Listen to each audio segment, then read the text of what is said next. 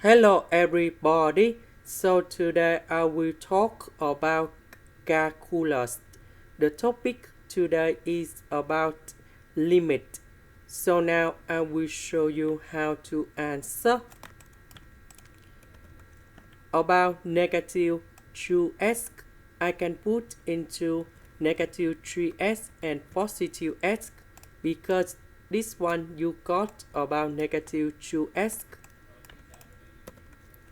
This one we can do about factorization by x. This one we can do another factorization by negative number 3.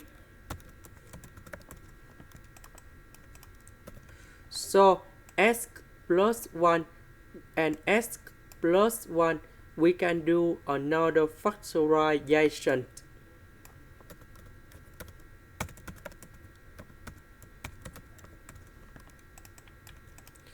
Now we need to simplify x minus 3 on numerator and denominator. So I will put number 3 cone here.